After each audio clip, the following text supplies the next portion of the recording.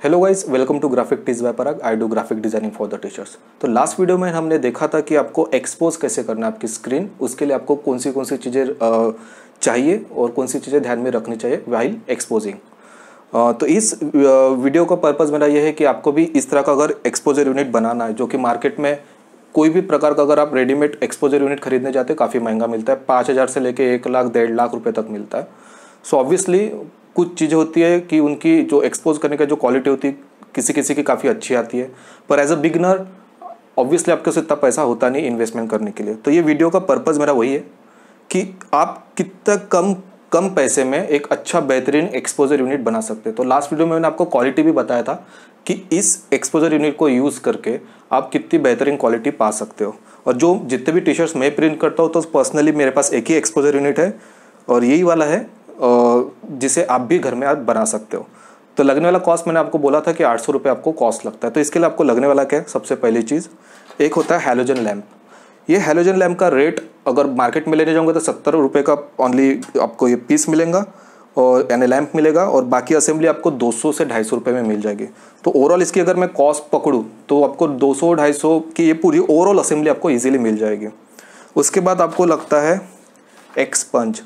इसका होना बहुत बहुत बहुत ज़रूरी है। मैं अभी भी रिपीट कर रहा हूँ, स्पंज होना सबसे ज़्यादा इम्पोर्टेंट है। इसका सबसे मेन पर्पज़ होता है कि जब आप इस तरह का पेपर जिसके ऊपर कुछ रिंकल्स होंगे या सरफेस इसका प्रॉपरली फ्लैट नहीं होगा, इवनली फ्लैट नहीं होगा, तो इसको इस ग्लास के ऊपर फ्लैट करने के लिए और इसके ऊपर इवनली पूरे सरफेस पे प्रेशर अप्लाई करने के लिए इस स्पंज का इस्तेमाल होता है। तो हम स्पंज रखते हैं पेपर के ऊपर जो भी प्रिंट रहेंगी या ऑब्वियसली स्क्रीन के ऊपर, और उसके बाद उसके ऊपर हम वेट रखते हैं। तो ये वेट के वजह से ये स्पंज क्या करता है कि आपने जो ये वेट रखा है इसके स्पंज के ऊपर, वो इसको यूनिफॉर्मली उस पेपर के ऊपर अप्लाई करता है, उस पेपर के ऊपर लगाता है। सो वो पेपर क्या होता है उस ग्लास के ऊपर इवनली फ्लैट हो जाता है।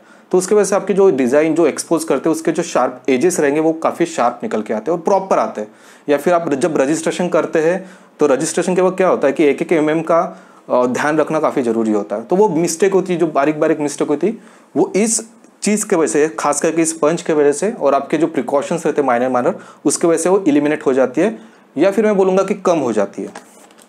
सो हमने देख लिया कि आपको एक स्पंज, तो ये स्पंज का साइज मैं बता दूं, आप जो 16x20 इंच की स्क्रीन यूज़ करते हो एग्जैक्टली उससे थोड़ा कम 1 सेंटीमीटर बाउंड्री वाइज कम पकड़ लीजिए।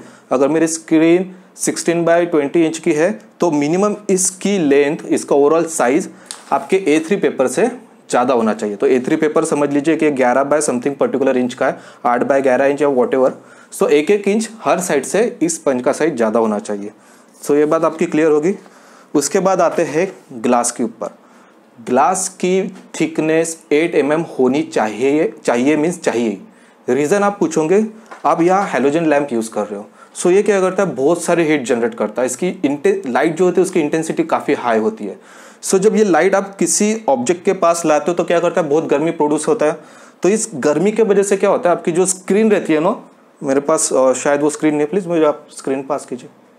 सो ये जो स्क्रीन है तो इसके गर्मी के वजह से क्या होता है ये स्क्रीन इजीली और फास्ट ड्राई होना चालू हो जाती है।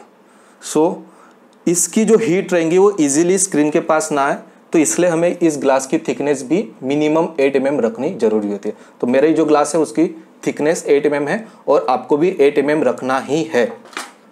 ये चीज़ भी क्लियर होगी। अब सेकंड चीज़ आती है इम्पोर्टेंट कि इस लैम्प को इस ग्लास के कितने नीचे रखना चाहिए, मीन्स कितनी हाइट होनी चाहिए, इसके दोनों का डिस्टेंस कितना होना चाहिए एग्जैक्टली। तो ग्लास और आपके हैलोजन लैम्प के बीच में एग्जैक्टली मैं जो यूज़ करता हूँ 16 इंच का डिस्टेंस होना काफ़ी ज़रूरी है, ना कि ज़्यादा पास। ताकि मैंने आपको बोला है कि हैलोजन लैम्प काफ़ी हीट जनरेट करता है, तो आपकी स्क्रीन फट से 2 मिनट 3 मिनट में ड्राई हो जाएंगी विदाउट प्रॉपर आपको रिजल्ट दिए हुए।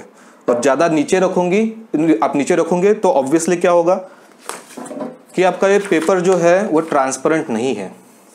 जैसे दूसरा पेपर कोई ट्रांसपेरेंसी पेपर होता है, तो आपका पेपर ट्रांसपेरेंट नहीं है तो क्या होगा वो इनफ लाइट इसके थ्रू पास नहीं हो पाएंगे। तो लाइट अगर इसमें से पास नहीं होंगी तो कोई भी लाइट आपके स्क्रीन को टच नहीं कर पाएंगे। तो टच नहीं होगा तो ऑब्वियसली आपका जो केमिकल रिएक्शन होना चाहिए, जो आपका जो सॉल्यूशन है जो हार्डन होना चाहिए और जो बॉन्ड क्रिएट होना चाहिए स्ट्रॉन्ग एंड वीक, वो क्रिएट नहीं होगा। तो ये चीज़ें आपको ध्यान में रखनी है। इसके लिए आपको और मेजरिंग टेप लगेंगे। ऑब्वियसली आपको एक्जैक्टली डिस्टेंस कितना रखना है, हैलोजन लैम्प का बताया 16 इंच।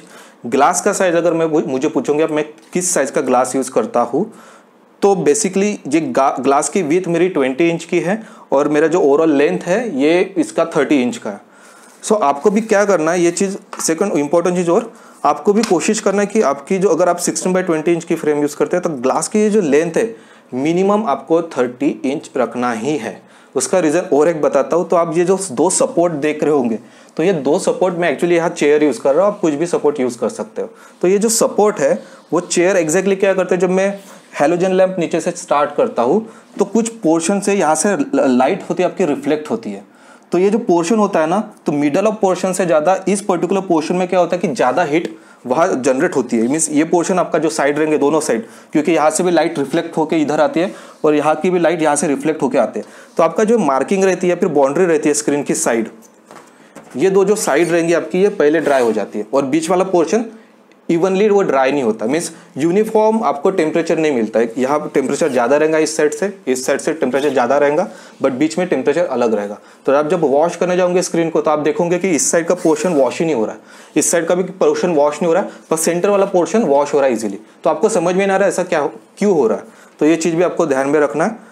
तो मैक्सिमम आपको कोशिश करना है आपका जो सपोर्ट रहेगा, अगर आपको और बेटर रहेगा कि आपको कोई ऐसा सपोर्ट ना हो जो एग्जैक्टली मीन्स टोटली उसका सरफेस इस तरह से इंक्लाइंड हो और प्रॉपरली ग्लास के ऊपर वो लाइट को रिफ्लेक्ट कर रहा है, डायरेक्ट कर रहा हो। तो ये चीज़ फिलहाल मेरे पास ऑप्शन नहीं है, मैं पहले से यूज़ कर रहा हूँ, मैं यूज टू हो चुका हूँ। पर अगर आप ये अवॉइड कर सको तो काफ़ी बेहतर है। तो होप सो इस वीडियो में आपको कुछ चीज़ें समझ में आई होंगी, आपको क्या चीज़ें चाहिए। ग्लास का प्राइस मैं बताना भूल गया, हाँ वंस अगेन उस टॉपिक के ऊपर आते हैं। हैलोजन लैम्प असेंबली आपको 250 रुपये तक मिल जाएगी। सेकंड चीज़ पंच की बात करूँ तो आपको 200 रुपये तक तो मिल जाएगा, मैंने जहाँ से ख़रीदा था। और उसके बाद सबसे ज़्यादा अगर प्राइस की बात करूँ ग्लास, तो ग्लास आपको थोड़ा महंगा मिलता है। तो इसका पकड़ के चलिए आपको ये 400 रुपये तक तो मिलेगा। तो ओवरऑल 250 प्लस 150 कर लीजिए, 400 एंड 400 800 रुपये तक आपका ये टोटल एक्सपोजर यूनिट आपका बन जाएगा और आपके काफ़ी पैसे सेव हो गए। और आप बिगनर हो तो प्लीज़ मैं रिकमेंड करता हूँ आप इसी से स्टार्ट कीजिए, बाद में आप कोई भी यूनिट यूज़ कर सकते हो, एक बार बेसिक चीज़ें समझ गए तो।